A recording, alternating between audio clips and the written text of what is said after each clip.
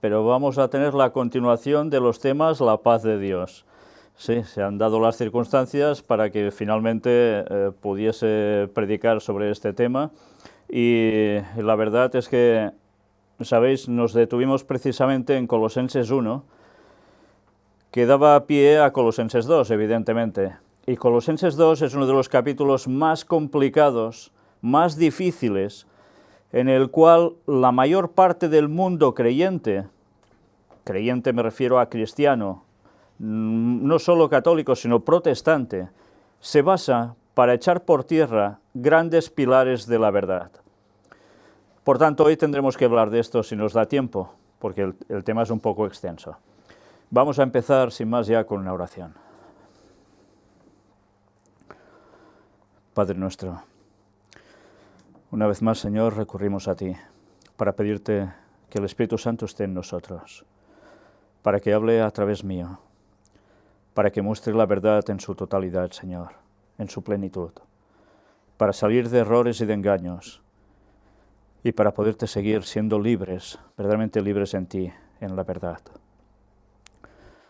Ayúdanos a preparar un pueblo para tu venida, a guiarlo, y que nosotros mismos no nos apartemos nunca de ti. Perdona nuestros pecados. En el nombre de Jesús te lo pedimos todo. Amén. Amén. Bien, hay dos imágenes, y no sé si recordáis cuando presentábamos estos temas, que me gusta mostrar. Y uno es la portada, que es la que estáis viendo aquí, donde se ve una cruz con unas hojitas clavadas. Es tan borroso porque he querido que fuese en borroso, que no se viera bien, porque no iba a indicar exactamente lo que íbamos a tratar hoy aquí. Pero esto no sé si os recuerda algún texto bíblico. Es un texto bíblico que precisamente aparece en lo que vamos a tratar hoy, aquí, Colosenses 2, y ya veremos qué es. De momento, acordaos de esta imagen, una cruz con algo clavado, hojas, actas. Ya veremos qué es. Pero hay otra imagen que está a mi espalda, y es esta. Grandes filósofos del mundo helénico, entre otros, ¿no? ¿Y qué tiene que ver esto con lo que vamos a tratar hoy? Pues tiene que ver básicamente en que son el meollo de la cuestión de lo que vamos a tratar. Y vamos a empezar donde lo dejamos, Colosenses capítulo 2. Los que queráis seguir la lectura en vuestras Biblias, mejor que mejor. Los demás podéis verlo en pantalla. Ya sabéis que siempre vamos leyendo el capítulo y vamos comentando versículo por versículo normalmente para aclarar todos los conceptos que puedan haber allí. Y evidentemente no todo se puede aclarar porque la palabra de Dios es extensísima y nunca terminaríamos. Pero bien, vamos a empezar ya. Porque quiero que sepáis cuán gran lucha sostengo por vosotros, y por los que están en la Odisea, y por todos los que nunca han visto mi rostro. Y me detengo en este primer versículo. Es el apóstol Pablo el que está escribiendo. Y fijaos lo que llega a decir. ¿Él se despreocupaba de la gente a la que le había dado el mensaje, el Evangelio? No. Hasta el punto que dice que le gustaría que ellos se diesen cuenta de hasta qué punto él luchaba. ¿Pero luchaba para qué? ¿Peleándose con alguien? Lucha sostengo por vosotros. ¿Cómo se puede luchar por los que reciben el mensaje? ¿No queriendo saber nada de ellos? ¿O no será que es apoyándolos y solucionándoles las cuestiones, sobre todo a nivel espiritual y a nivel de conceptos de la creencia en sí? Pues eso es a lo que él alude, y fijaos lo que nos dice, y por los que están en la Odisea. Tenía lucha con los que estaban en la Odisea. Pero ¿por qué especialmente cita la Odisea? ¿Dónde aparece la Odisea en otras partes del Nuevo Testamento? ¿Lo recordáis? En Apocalipsis. ¿Y qué mensaje se da a esa iglesia de la Odisea? ¿Algo positivo? Es un toma, toma y toma, a ver si reaccionas. Porque de lo contrario, te vomitaré de mi boca, dice Dios. Y él está preocupado ya por los de la Odisea. Y fijaos que cuando Pablo escribe, es anterior a que Juan escriba desde la isla de Patmos el Apocalipsis, dirigiendo la carta también a los de la Odisea, ese mensaje. Por tanto, la condición de la Odisea parece ser que ya se arrastraba desde atrás.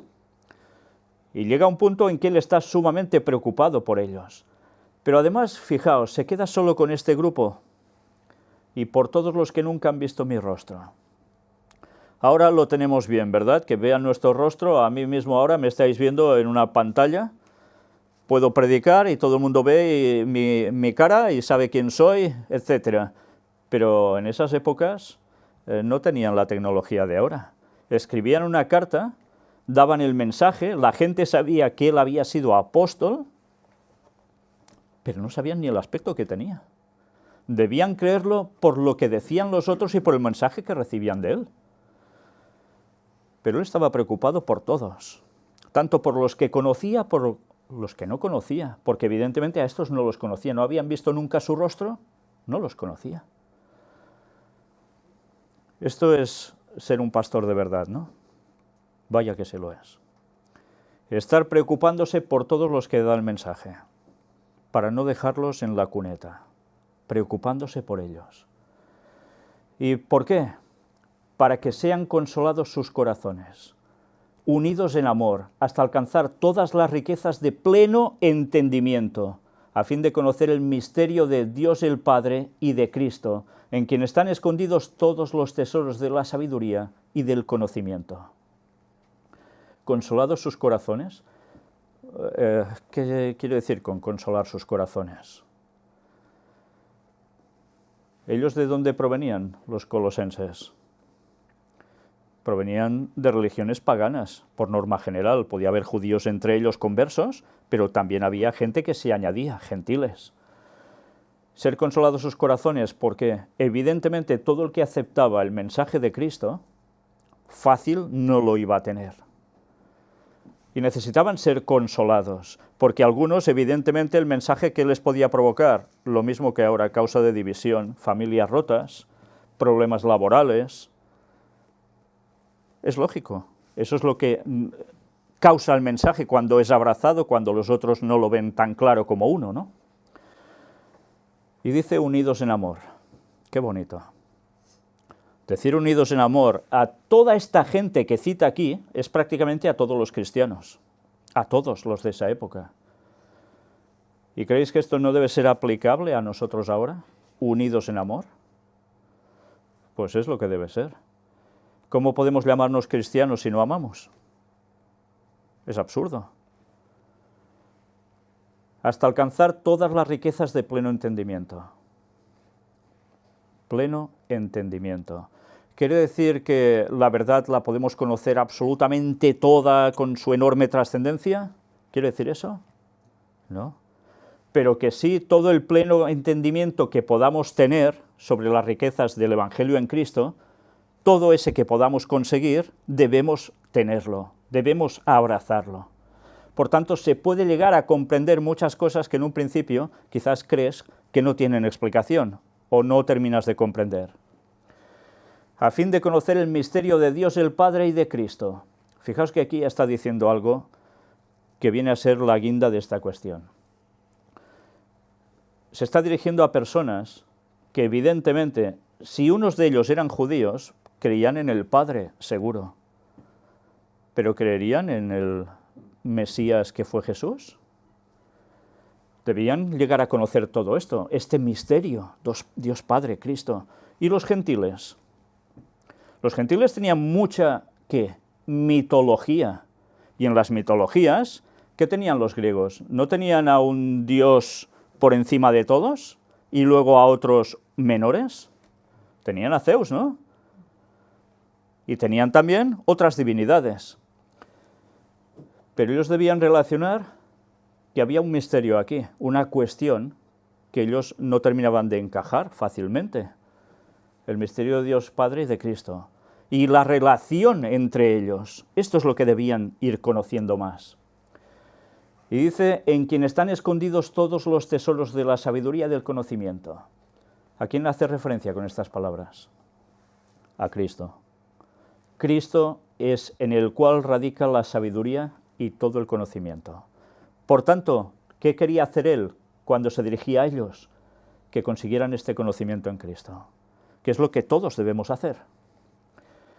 Y esto lo digo para que nadie os engañe con palabras persuasivas.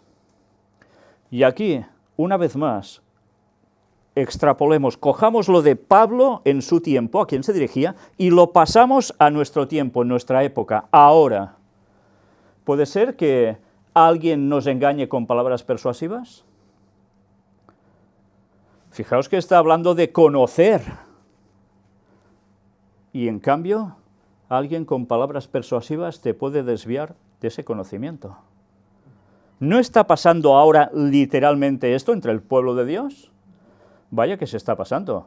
Precisamente ahora estamos pasando por esa circunstancia muy desagradable en que algunos hermanos o algún hermano de la fe que estaba en la plena creencia, de repente, pues ha abrazado otro mensaje y va a otros hermanos intentando que crean esa nueva luz, porque esa es la verdad y no lo otro. Y además, ¿qué hacen para criticar la verdad y darles gato por liebre? Pues ir contra los que han mostrado el mensaje primeramente, inventándose lo que haga falta. ¿Os dais cuenta que las situaciones no cambian nunca? Que cuando se da el mensaje de Dios, siempre Satanás actúa del mismo modo. Las cosas no cambian. Palabras persuasivas. Es fácil caer, en engaños con palabras persuasivas. Muy fácil. ¿Y cómo podemos evitar? ¿Cómo podemos evitar caer en esos engaños? Solo hay una forma, y es conociendo la palabra a fondo, de verdad. Y mirad qué dice. Porque aunque estoy ausente en cuerpo, no obstante en espíritu estoy con vosotros. ¿Quiere decir que estaba muerto y su espíritu estaba flotando por algún lado? ¿Quiere decir esto el apóstol Pablo? No, es que lo digo porque parece un absurdo lo que ahora os planteo, pero es que hay gente que cree en desdoblamientos a raíz de textos así. Y esto no es así. ¿Él estaba en carne, en cuerpo con ellos? No, porque les estaba escribiendo una carta desde la lejanía. No podía estar personalmente allí. Pero en cambio, ¿cómo estaba con ellos? Pues en espíritu, en sentir, en pensamiento, en ganas. No obstante, en espíritu estoy con vosotros, gozándome y mirando vuestro buen orden y la firmeza de vuestra fe en Cristo. Qué bonito, ¿eh? Se sentía feliz porque veía que andaban en buen orden. ¿Era fácil andar en buen orden en una sociedad que era corrupta, que nada tenía que ver con el cristianismo? Y ahora, una vez más, aplicado a nosotros. Felices de ver que se anda en buen orden. ¿Nuestra sociedad no tiene un reflejo con la sociedad de antaño? Por supuesto. Y la firmeza de vuestra fe en Cristo. Por tanto, había gente aún en esa iglesia de la Odisea y en todos los otros lugares a los cuales él se dirigía, que estaban en orden y firmes en la fe en Cristo. Y no os gozáis cuando, bueno, ahora quizás he de hablar por experiencia propia. Ya sabéis que, claro, me relaciono con mucha gente que ve las conferencias, que ha formado grupos en distintos lugares, y son gente que me escriben, me llaman, me cuentan los problemas que pueda haber allí, o las buenas nuevas, que también hay, gracias a Dios. ¿Y tú cómo te sientes cuando ves que están por lo que deben estar y actúan como deben actuar? Pues te sientes súper feliz, porque dices, gracias a Dios, recibieron el mensaje, siguen en él, siguen estando en él, aunque les digan y les persuadan con palabras que parecen tan ciertas, y siguen estando firmes. Yo personalmente me siento súper gozoso. Y creo que cualquiera se debería sentir así, es lógico, ¿no? Por tanto, de la manera que habéis recibido al Señor Jesucristo, andad en él. Qué precioso. Qué fácil es decir, yo soy cristiano. Qué fácil, ¿eh? Pero ¿es fácil andar con Cristo? ¿Andar como Él? ser, en definitiva, ¿qué es lo que quiere decir como Cristo? No es tan fácil. Pero si recibimos a Cristo así, debemos andar como Él. Arraigados y sobreedificados en Él. ¿Os habéis fijado en las dos palabras que está utilizando? Arraigados, que viene de raíces, ¿no? Por tanto, ¿las raíces dónde están? ¿Suelen estar arriba? Difícilmente. Hay algún árbol que sí, que tiene unas raíces hacia arriba, pero no es lo normal. Las raíces están abajo. Pero en cambio dice, y sobreedificados en Él. Por tanto, ¿dónde tenemos a Cristo? De abajo arriba, de arriba abajo, en todo. Absolutamente en todo. Por tanto, están firmes. Y confirmados en la fe. Fijaos si esto es importante, estar confirmados en la fe. Cuando lo más fácil es que la fe, últimamente, la creencia, pase a ser ahora esto, después lo otro. La fe, la creencia es firme, es una, es inamovible. Así como habéis sido enseñados, abundando en acciones de gracias. ¿Habéis sido enseñados? ¿Habían olvidado lo que se les había enseñado? No. Lo seguían manteniendo. ¿Y cuántas veces se da un mensaje y después llegan esas palabras persuasivas, se deja el auténtico mensaje, se abraza a otro, ¿y qué termina sucediendo? Que se ha olvidado la fe. Pasa a ser otra fe distinta. Y abundando en acciones de gracias. Por tanto, el auténtico cristiano, ¿qué va a hacer? ¿Solo creer? También debe practicar. Y practicar el bien, ayudando. Y atención ahora al versículo 8. Y ahora entenderéis la imagen que hay a mi espalda.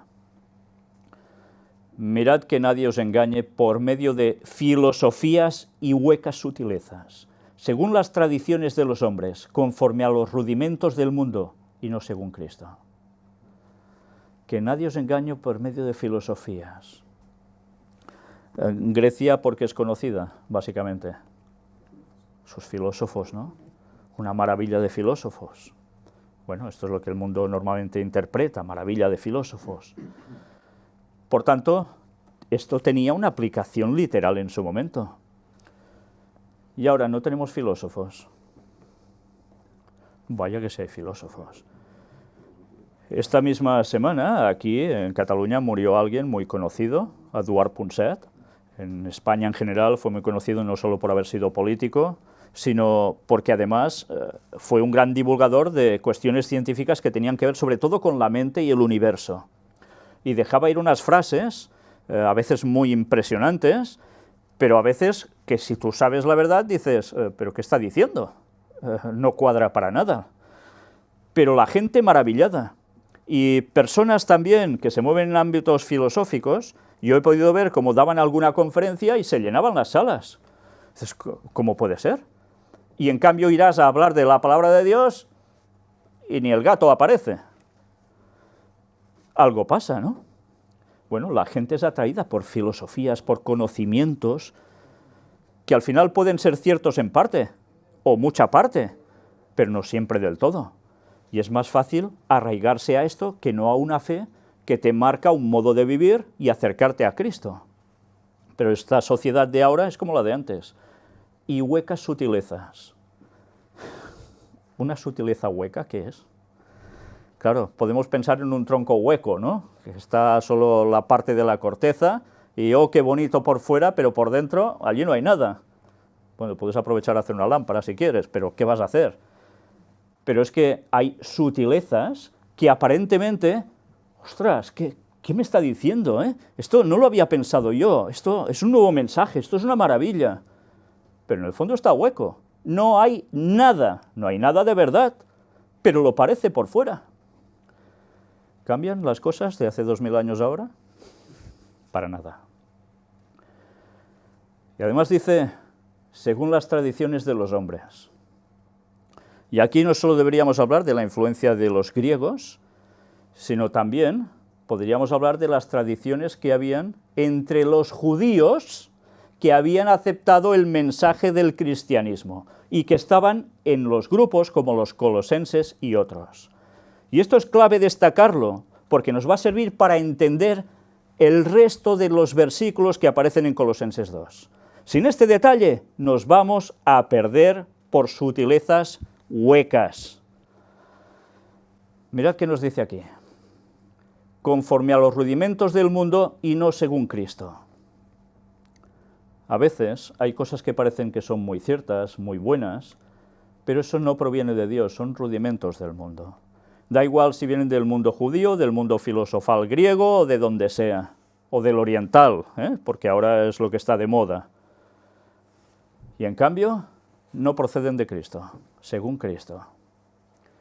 A partir de aquí ya tenemos un problema.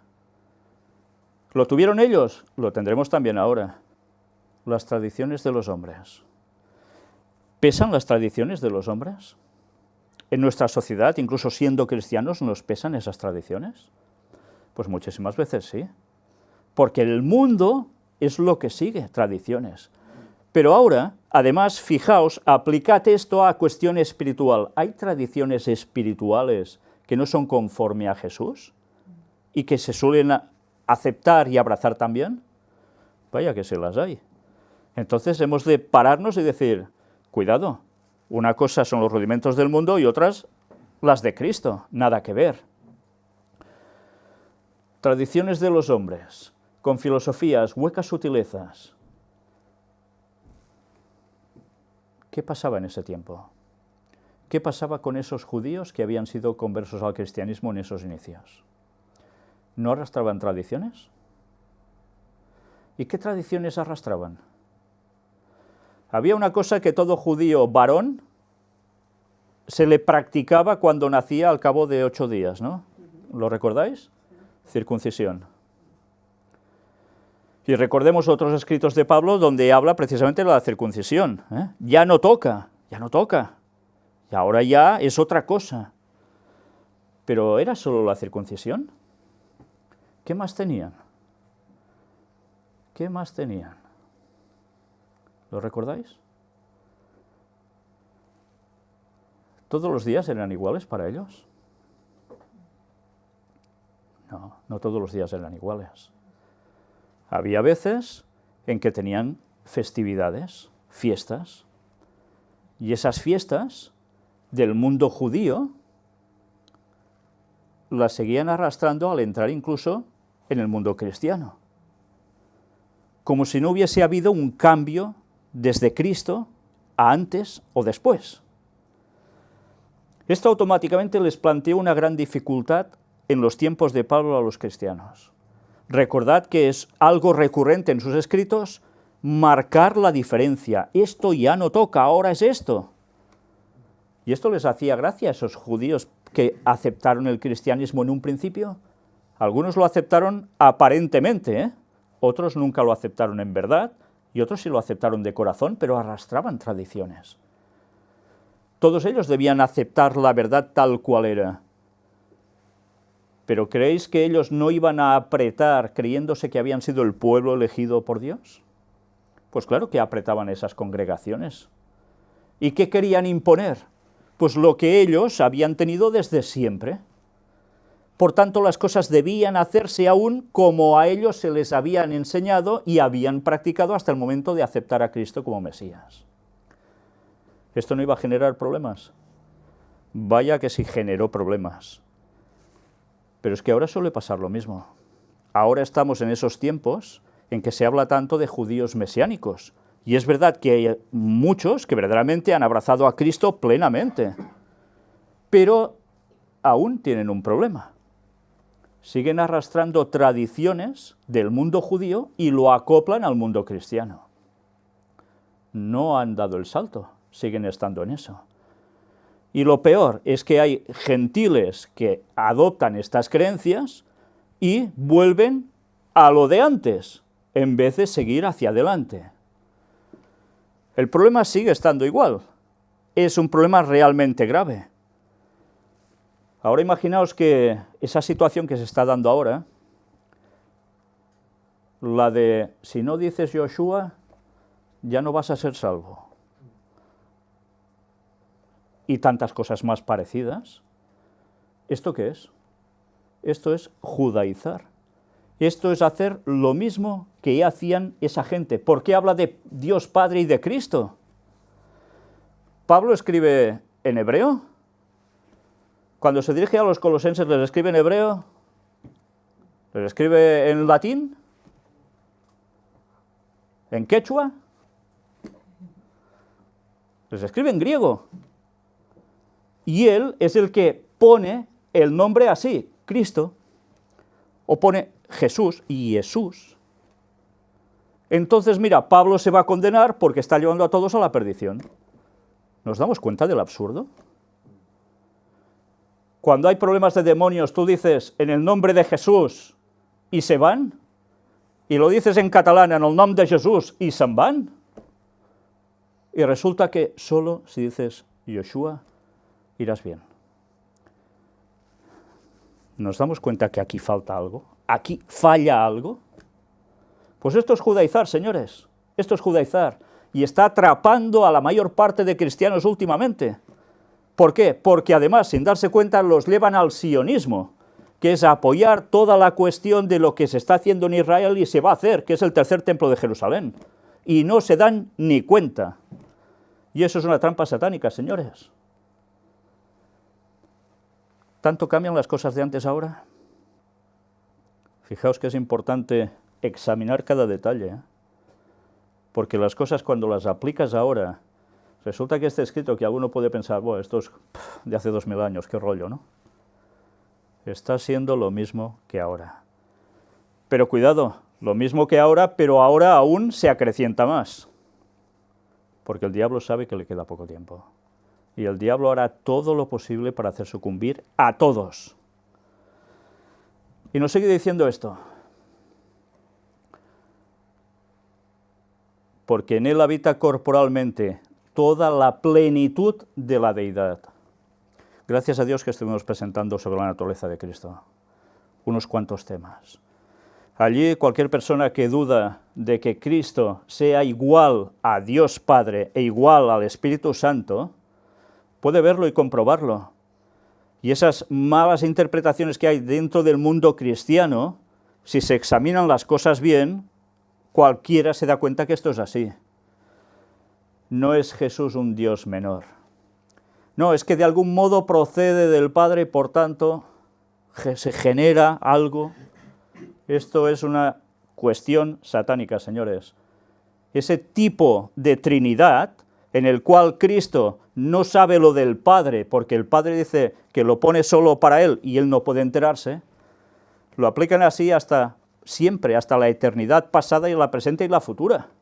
Y no, señores, Cristo no sabía según qué cuando estaba en la tierra porque el Espíritu Santo le revelaba, porque Él vino como hombre, aparcó su deidad, su divinidad plena. Pero Él lo ha sabido antes y lo sabe después de haber resucitado. ¿Tanto cuesta entender eso? Pues sí que cuesta, parece ser, Cuesta porque hay tradiciones, hay filosofías, hay huecas sutilezas que han entrado como dogmas de fe y la gente se lo ha tragado. Pues mirad si es importante saber las cosas como son. Y vosotros estáis completos en Él, que es la cabeza de todo principado y potestad. Estar completos en Cristo, qué bonito, qué bonito. Hablamos de estar completos en Él como si fuera nada, y estar completos en Él significa el qué para nosotros.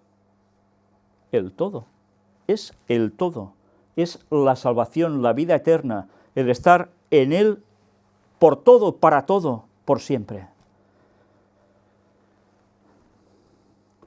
Es cabeza de todo principado y potestad. ¿De quién está hablando aquí? ¿Qué es de toda cabeza de principado y potestad?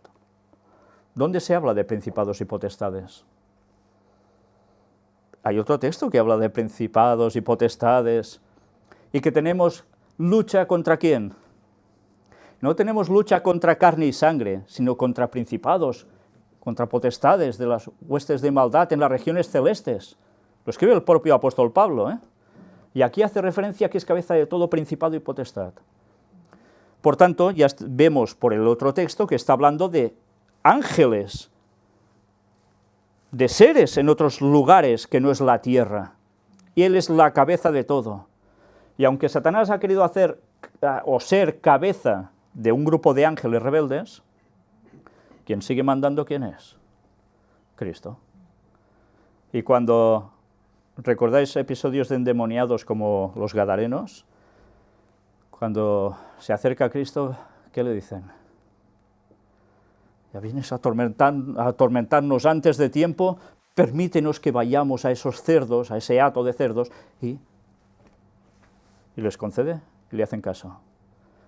Si Cristo no siguiera mandando aún por encima de todos los rebeldes, no le harían caso. Harían lo que les dé la gana, y aquí no estaríamos ni uno de nosotros vivos, porque ya hubiesen arrasado y acabado con todo el mundo. Pero Él sigue estando en el poder. Cristo sigue siendo Dios, plenamente. En Él también fuisteis circuncidados, con circuncisión no hecha a mano. ¿De qué está hablando aquí ahora? ¿A quién se está dirigiendo? ¿Os dais cuenta? Si a un gentil le habla de circuncisión, ¿se iba a enterar mucho de la cuestión? Un gentil que abraza el cristianismo se enteraría de la cuestión de la circuncisión porque empezaría a leer los textos del Antiguo Testamento, pero porque también habría judíos entre ellos convertidos, o no, que les estarían diciendo algo sobre la circuncisión. Debéis circuncidaros. ¿Lo recordáis esto? Vaya discusiones hubo en esos tiempos por esta cuestión, ¿eh? Debéis circuncidaros. Y Él les dice, fuisteis circuncidados con circuncisión no hecha a mano, no cortando prepucios manualmente, al echar de vosotros el cuerpo pecaminoso carnal en la circuncisión de Cristo. ¿Y cómo continúa esto? Sepultados con Él en el bautismo, en el cual fuisteis también resucitados con Él mediante la fe en el poder de Dios que le levantó de los muertos. Por tanto, ¿dónde debía ir a parar la circuncisión hecha manualmente y de carne? Se acabó el cortar prepucios. El bautismo sustituía a la circuncisión. Era el pacto de aceptar a Cristo como el Mesías. ¿Lo entendieron todos eso? Siguieron con disputas así, tiempo y tiempo y tiempo. Y el apóstol Pablo sufriendo por ellos porque veían que por un lado o por el otro se iban por las ramas. Bueno, ahora ya estamos centrados a quién se está dirigiendo, ¿no? Y qué problemática había. Y a vosotros, estando muertos en pecados y en la incircuncisión de vuestra carne, os dio vida juntamente con Él, perdonándoos todos los pecados. ¿Ahora quién se dirige aquí? Estando muertos en pecados y en la incircuncisión de vuestra carne. ¿A quién se dirige en este aspecto? A los gentiles.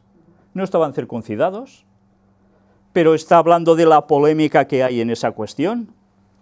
Y añade, os dio vida juntamente con Él, perdonándoos todos los pecados. Por tanto, te bautizas, ¿y qué sucede? Tus pecados, borrados. Ya no están. No están. Qué maravilla, ¿no? Qué maravilla. Pero cuidado, porque ahora entenderéis por qué he puesto la portada, esa cruz con cosas pegadas allí, clavadas, anulando el acta de los decretos que había contra nosotros, que nos era contraria, quitándola de en medio y clavándola en la cruz. Ya estamos. Por tanto, señores, no hay que guardar la ley. Los 10 mandamientos fueron clavados en la cruz. Si me quedo con estas palabras, estoy diciendo la aberración más grande de la historia. Y por desgracia, la mayor parte de cristianos en la actualidad es lo que está haciendo. Abrazar esa hueca sutileza, malinterpretando un texto para justificar que ya no deben guardar algo especialmente. No los 10 mandamientos en sí, porque a la hora de la verdad, aparentemente todos los guardan. ¿Verdad que no vas por la calle matando al primero que pasa? Ni al último. ¿Verdad que no vas robando carteras a la gente? ¿Verdad que no vas mintiéndole para sacarle alguna cosa a alguien? Bueno, quizás sí, algunos, ¿eh? ¿Vas fornicando? ¿Vas haciendo otras cosas que los 10 mandamientos no dicen? No, no, porque eso no está bien. Pero resulta que el sábado hago con él lo que me da la gana, porque está en los 10 mandamientos y Jesús va y lo clava en la cruz. Por tanto, el sábado ya no nos toca, estamos libres, y venga charanga y pandereta, que haremos lo que nos dará la gana, porque todos los días son del Señor. Y especialmente si conviene el domingo. El nuevo pacto. ¿Esto es lo que nos está diciendo el texto? ¿O esto es lo que están diciendo las personas con sus nuevas mentalidades, sus filosofías y huecas sutilezas? Bueno, pues ahora es lo que hemos de ver. Hemos de ver y hemos de demostrar que decir que los mandamientos de Dios, los 10, están clavados en la cruz y que ya no hace falta guardarlos, es una barbaridad impresionante. Y no solo una barbaridad, es una idea satánica abrazada por casi todos los cristianos en la actualidad. Y digo directamente satánica. Termino con el versículo 15.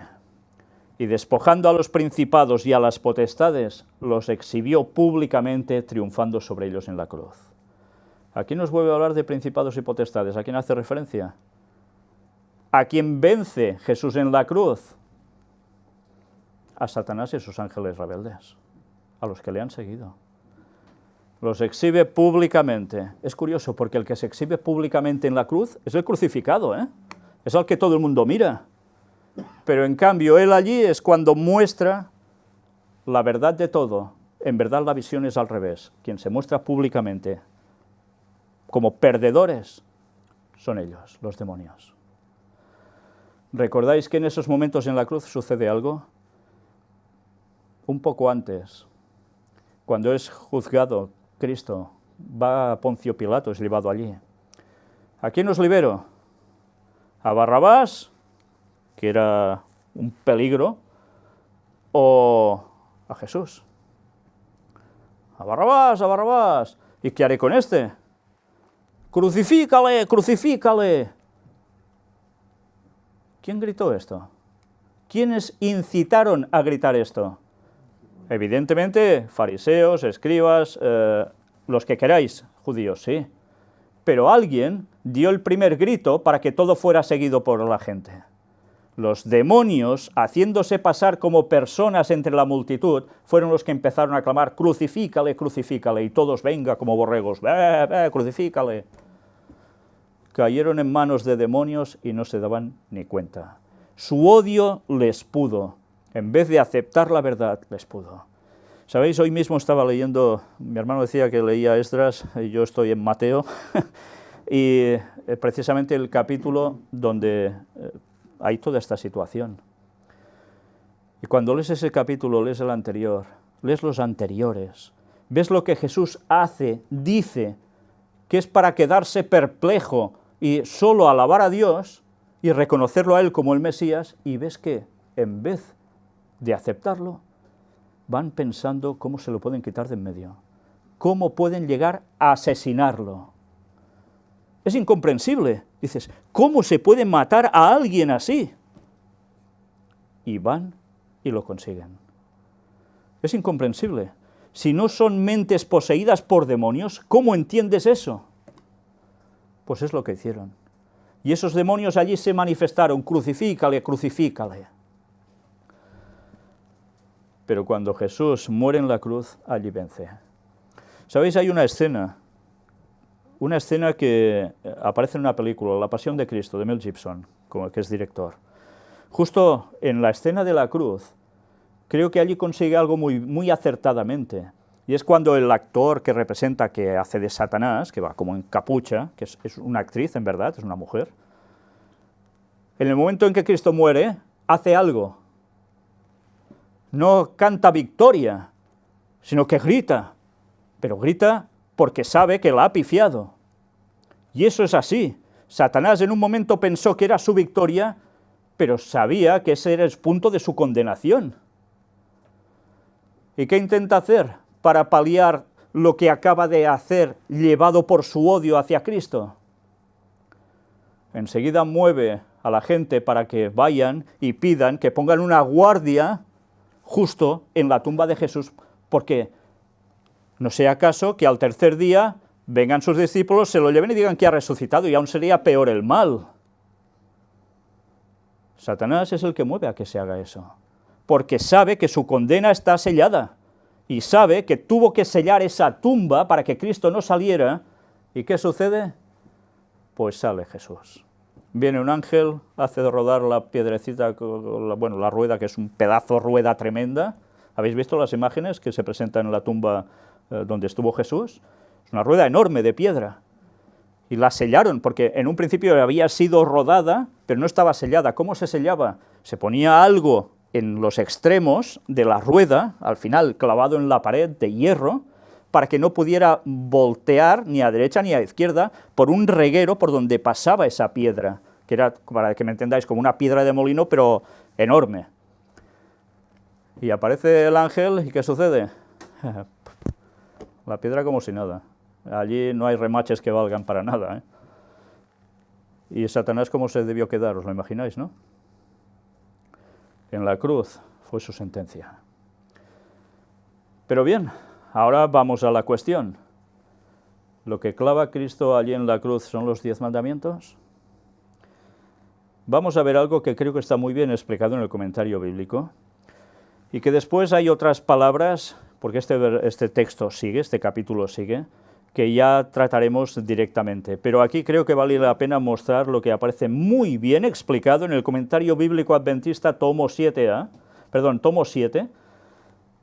donde nos habla directamente de acta. ¿Qué es esa acta? Mirad esto, dice que viene la palabra original del griego, hierógrafon. Grafón enseguida ya pensamos en grafía, escrito, ¿eh? Documento escrito a mano, el documento de deuda. ¿De deuda? La nota de cargo. Esta palabra, esto que aquí aparece entre comillas, que es lo que os he leído ahora, está haciendo mención a versiones distintas de la Biblia, ¿eh? Esta palabra solo aparece aquí en el Nuevo Testamento, solo, ¿eh? Fuera de la Biblia. Se usaba con frecuencia para documentos escritos a mano, con frecuencia de carácter legal, como un pagaré firmado por un deudor. Compárese con Filemón 19.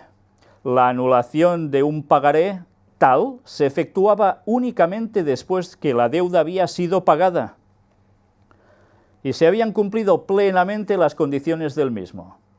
Con frecuencia se hacía esto cruzándolo como con una X, ¿eh? ¿Qué hacéis cuando algo se ha saldado? ¿Y había algo ya allí escrito o ya está listo? ¿Eh? Una X sobre el texto.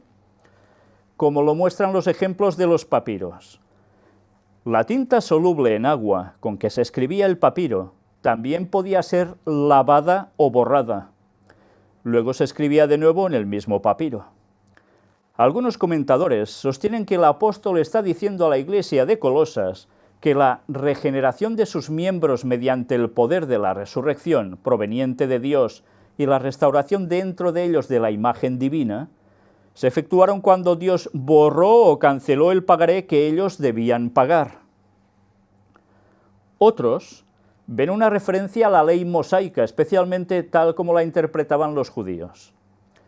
El parecido del lenguaje con Efesios 2:15 y la similitud entre las dos epístolas ha hecho pensar que el acta de los decretos y la ley de los mandamientos expresados en ordenanzas son una misma cosa. Ver comparativa con Efesios 2:15. Sin embargo, corresponde notar que las palabras griegas no son las mismas y que además lo que desaparece en Efesios es la pared intermedia que separa a judíos y gentiles. ¿Entendéis por qué antes remarcaba tanto esa cuestión? Interpretada por muchos como una pequeña parte de la ley ceremonial, la circuncisión. Igualar al hierógrafon con la ley moral, como algunos lo han intentado, no tiene base lingüística ni teológica. En este pasaje no se habla de los 10 mandamientos. El hierógrafon es un pagaré, una nota de débito. La ley moral señala el pecado, como nos dice Romanos 3, versículo 20 y capítulo 7, versículo 7. Pero también es una representación del carácter santo, justo y bueno de quien la promulgó, como dice Romanos 7, 12. ¿Y hace referencia a quién? A Dios. Jesús afirmó que no podría cambiarse ni una jota ni una tilde de la ley. Y todo esto el mundo entero lo puede comprobar. Mateo 5, 17 y 18. Jesús lo dijo, ni una jota ni una tilde, nada. Pablo afirmó que su evangelio no invalidaba la ley, sino la confirmaba. Y lo dice en Romanos 3, 31. Mirad una vez más cómo para entender un texto muchas veces debemos recurrir a otros textos que hablen sobre el mismo tema, porque es cuando coges todo el cuadro completo, no te quedas solo en, mira, este arbolito, mira todo el cuadro y lo entenderás mejor. Los credos históricos, tanto protestantes como católicos, señalan al unísono la inmutabilidad de la ley. Esto cada vez es menos. Sí, cada vez la inmutabilidad de la ley se ha aparcado más, Y estoy harto de gente que me escribe diciendo esto. Da igual si son protestantes de una rama o de otra, da igual. Bueno, pero es lo que se acredita, ¿no? Lo que dicen que acredita el texto. Y mirad ahora sobre decretos, del griego dogma, os suena dogma, ¿no? Decreto, estatuto, prescripciones. La frase, el acta de los decretos, se traduce mejor el documento con sus requerimientos. Es necesario tomar toda la frase como unidad. Con frecuencia se ha interpretado que aquí se habla de la ley ceremonial judía. Ver comparativa con Efesios 2:15 y una nota adicional al final de este capítulo. Por tanto, es evidente que por las propias palabras griegas no podemos llegar a la conclusión, ni por comparativa con los otros textos del mismísimo Pablo, de que los 10 mandamientos están clavados en la cruz. No hacía referencia a esto.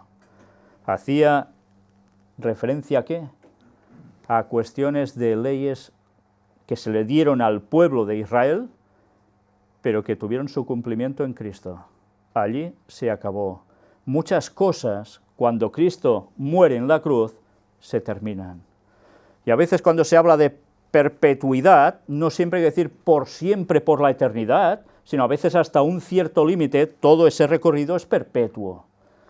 Y eso mucha gente no lo sabe. Por tanto, debemos saber aplicar las cosas como son, y como con un solo texto mucha gente puede interpretar lo que le dé la gana, cojamos todas las piezas del puzzle y juntémoslas, analicémoslas, y nos daremos cuenta que en verdad lo que se pretende es pisar totalmente el sábado. Sencillamente eso. El sábado sigue molestando. Bien, ahora hay continuación de la lectura para terminar ese capítulo. No vamos a tocarlo hoy, lo vamos a tener el próximo día. Porque aquí viene el otro plato fuerte. Ya os decía que este capítulo es duro para muchísima gente, donde nos va a terminar de dar vislumbre que gracias a haber presentado esta primera parte, entenderemos que no se está diciendo en la segunda, porque la segunda parte está siendo utilizada también para ya veréis qué. Pues que Dios nos ayude a seguir viendo las cosas como son, a saber que la verdad es una, y no se trata de yo elucubro pensando esto o lo otro. Se trata de que la verdad es la que es y debemos aceptarla tal cual es. ¿Que no nos guste? Pues tenemos un problema, y gordo, muy gordo. Porque si no lo queremos, si no lo aceptamos, lo que nos estamos jugando es la salvación. Y queremos hacer es decirle a la Biblia, a la palabra de Dios, lo que tantas veces no dice, porque a nosotros ya nos va bien así. Y yo me pregunto, cualquier persona que piensa esto, ¿cree que puede irle a Dios en el día del juicio y decirle, no, esto no es así, yo sé más que tú? Ah, no, yo pensaba, yo creía, es que me habían dicho, y por eso creí que... ¿Creéis que podemos ir con excusas baratas? Cuando nadie se podrá presentar ante el Señor a rebatirle nada. Pero ¿qué sucede? Que el ser humano sigue siendo, tantísimas veces, el rey del orgullo, hijo ¿de quién? De Satanás. Porque se coge el mismo atributo. Y por orgullo no me da la gana de ceder a la verdad. ¿Por qué? Porque debería cambiar cosas y no me da la gana. Sí, mucho Cristo, mucho te amo, y venga a cantar alabanzas y sacar demonios y viva la Pepa, sí. Pero a la hora de la verdad tú no quieres hacer la voluntad de Dios. Y muchos me dirán en aquel día, Señor, Señor, en tu nombre no sacamos demonios e hicimos muchos milagros. ¿Y qué les dirá? Apartaos de mí, hacedores de maldad. Y ya sabéis lo que les espera, ¿no? Pues pongámonos todos a estudiar bien la Biblia y a no decir lo que no es, porque estamos jugando nuestra salvación y la salvación de muchos que por culpa nuestra pueden errar. Y eso en esto y en todo. Que Dios os bendiga. Vamos a terminar con una oración.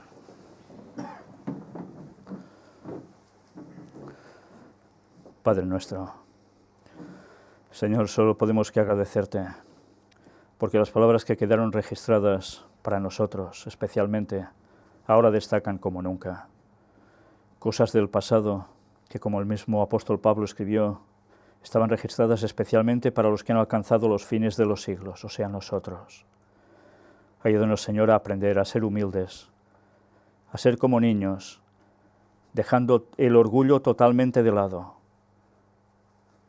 y dándonos cuenta que si hemos sido instruidos mal, debemos cambiar. Y que si hemos sido instruidos en la verdad y alguien viene y nos quiere apartar de ti, que estemos firmes en lo que creemos y no nos apartemos nunca, nunca de ti, Señor. Y ayúdanos a ir dando el mensaje de salvación a este mundo que tanto lo necesita, para salir de esta gran confusión, de esta Babilonia, que salgan del catolicismo, del protestantismo, de todo el resto de creencias de este mundo, incluso desde el ateísmo. Ve cogiendo a los que son tuyos, a los que son sinceros y están en error. Tú sabes quiénes son. Haz que el mensaje les llegue, Señor. Ayúdanos a compartir este mensaje de salvación a todo el mundo con tu poder. Derrama el Espíritu Santo sobre nosotros, la lluvia tardía, para que terminemos tu obra y que aprovechemos este tiempo que aún tenemos de bonanza para dar el mensaje con toda la contundencia posible, antes de que lo que tengamos que hacer con gran dificultad. Perdona todos nuestros pecados, Señor. Guíanos tú siempre y ayúdanos a estar llenos de tu conocimiento y plenamente en ti. En el nombre de Jesús te lo pedimos todo. Amén. Amén.